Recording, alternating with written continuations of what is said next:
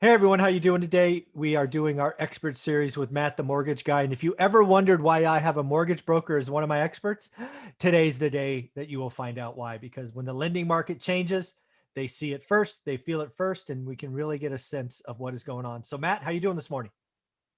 I'm doing great. And while we're on that subject too, I've gotten such great feedback from your listeners and they like the segment and they enjoy some of the stuff we talk about. Go to YouTube and search mattthemortgageguy.com. On my channel, I've gotten really good feedback lately on just trying to just pump out content. And I used to edit them and make them all fancy. And now it's just like, hey, listen, Fannie Mae has the lender letter. It's out. Here's what I think about it. And I'm doing more updates because a lot of the stuff is timely, where if something comes out, people want to know about it right away. And by the time it would get edited and out 3 weeks later, that's still my evergreen content, like how escrow accounts work. But for more up-to-date mortgage stuff, please subscribe to Matt the Mortgage Guy on YouTube. And I'm doing my best to get a bunch of good information out there. And I seem to be getting positive feedback on it. Very, very cool. So let's talk about it. Fannie Mae came in and kicked over the apple cart the other day. They sent out a lender letter saying, hey, we're going to basically cap purchases of investment loans at 7% of total. So 7 out of 100. And, that's going to affect some lenders, not others. But in reality, to me, it's basically going to make it more expensive, both in rates and fees, maybe affect LTVs. Instead of doing 20%, you got to do 30, or 25, you do 35. I mean, something I've learned over 20 years is he who has the money makes the rules, and Fannie Mae's got the money. So they're making the rules. Right. Yeah. And that's the thing too, is it's still unfolding.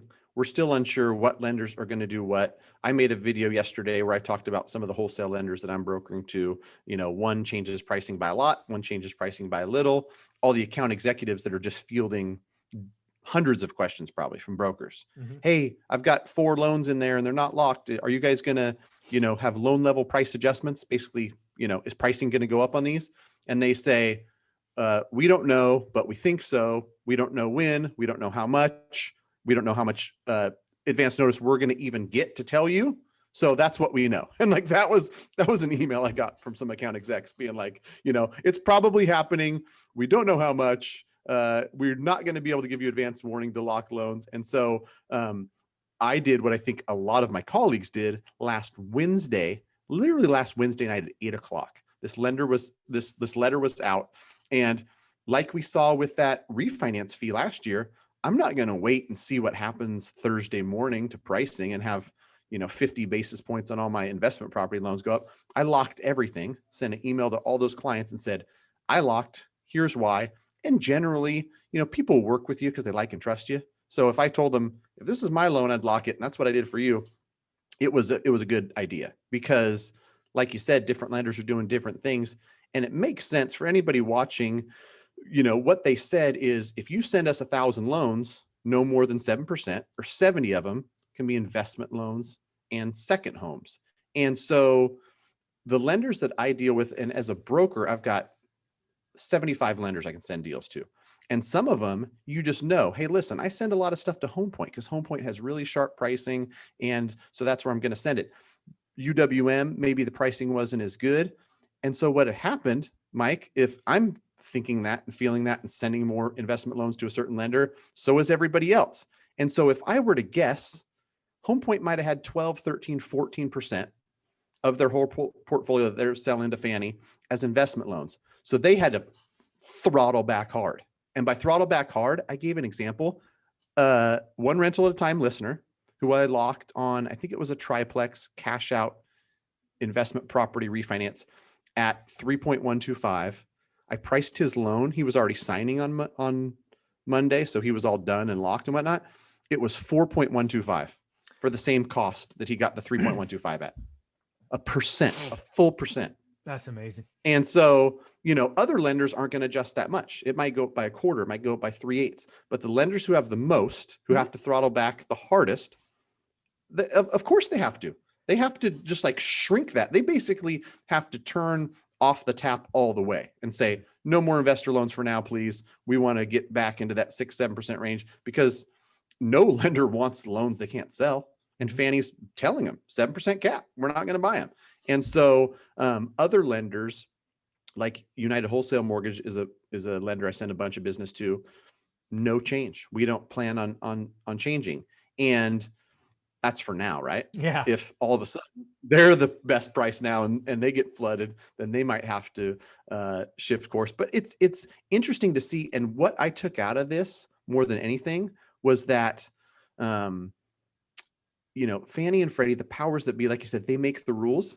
They can be market changers, market movers, black swan, whatever you want to call it, at literally the drop of a hat. Oh yeah. Like this wasn't something that we all got together at a conference like, hey, you know what? These loans might be a little riskier. Like they literally just lender letters out. Lenders, make your adjustments, do what you're going to do. Yeah. And imagine if that happened on primary residences. Ooh. And rates shot up 0.5 point overnight. Yeah. It's not out of the realm of possibility. And I'm not a fear mongering, the sky is falling market crash, but something like that happens, that's going to affect the real estate market 100% guaranteed. Oh yeah, without question. There's a couple things I've learned doing this 20 years is, again, whoever has the money makes the rules. The other thing that I've seen historically, because that 7% is an interesting number, right? It's interesting to me because I've been doing this long enough to know that roughly speaking, when you do owner occupants, second homes, and investment loans, again, all residential, so remove commercial, my experience says it's about 90%, 88 to 90% kind of owner occupied, and then 10 to 12% the others, right? Whether it's second home or investment loans. So let's just assume it's 10%. So 1 in 10 loans. What they're basically saying is we don't want as many in total, right? Because it's an average of 7. Yeah, Home Point may be at 14 and whatever is UAM or whatever is at 4. But when you look at total, they want less second home and investment loans because at least my experience says, and maybe today's different, 1 in every 10 loans is one of those other products. And they're flatly saying we don't want them. And that's the big question to me is why is that? And there's only 2 answers, in my opinion.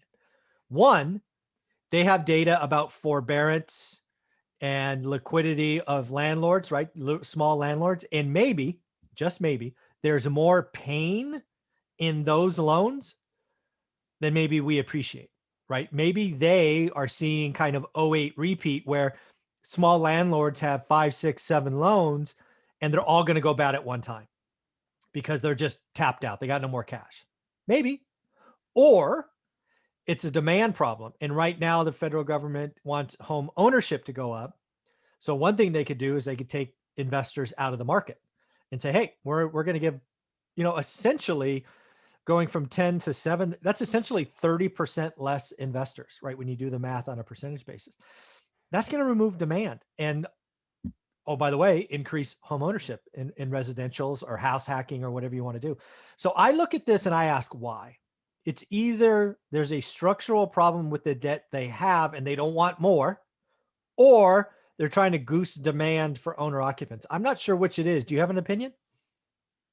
Well, I think it might be, a combination of both of them. I always want to point out what you said because I've heard the same thing. And I think it's a silver lining when you think about, the average person who's trying to buy their first home. They're competing against investors. It's hard for them. It's frustrating. And so by doing this, making it harder and more expensive for investors, it's helping them. And I think you're exactly right that it's a great thing there. But your point about some of the pain and we see it. I know personally people that have investment properties that they're having trouble already. They don't know what's going to happen with eviction moratoriums in the future. And so, they might be bailing out. And people ask me too about like, well, why are investment loans priced different than owner occupied homes? Or why do you segment them? And, for the people that understand it, it's pretty simple. It's all based on risk. Absolutely. And it's more risky.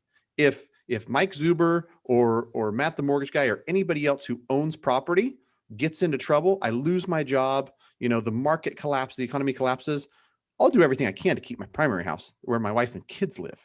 But if I, am struggling and drowning, I'm just going to let the investment properties foreclose. So they're higher risk. And that's why, they come with higher costs and higher interest rates. And this is a signal, I think, of some sort from Fannie saying, these are already high risk and already higher cost and higher interest rate. We foresee them being high risk for whatever reason, and I haven't really even delved into trying to figure out why, but it's like you said, it's they know something, or at least want to protect against the possibility of some pain in the future.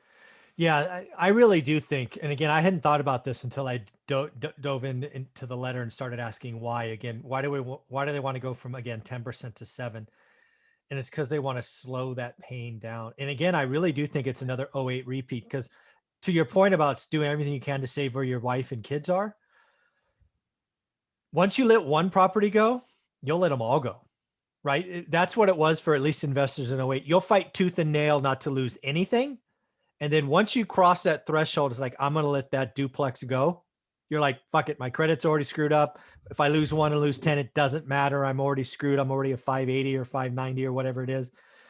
That's what I think is happening. And maybe Fannie's looking at the data going, oh my God, a year of no payments and capital expenses and property taxes and insurance. We have drained the cash reserves from small landlords. They're going to just let them go. Maybe that's where we are. Maybe the federal government has injured too many small landlords and they can't get back. They're asset rich and cash poor. I don't know. It's scary to think about. Yeah. And I mean, it might be part of that. And it might also be just them forecasting in the future, like, let's protect people against themselves. Maybe there's all this euphoria, investors that are, running too hard, too fast. Loans are too easy. They're too cheap. And it's like, hey, let's pump the brakes. If we put these things up to 4%, less people will do it. If we tighten guidelines, I actually heard that, gosh, it was a big direct lender, and I don't want to guess because then I'll be wrong, but just capped all their investment loans at 60%. Like, you literally have to put 40% down if you're going to buy an investment property.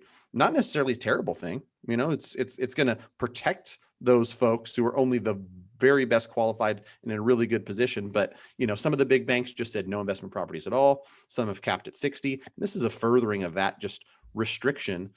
Partly, I think, to your point, thinking about what is happening and could happen, and also just protecting against, future risk.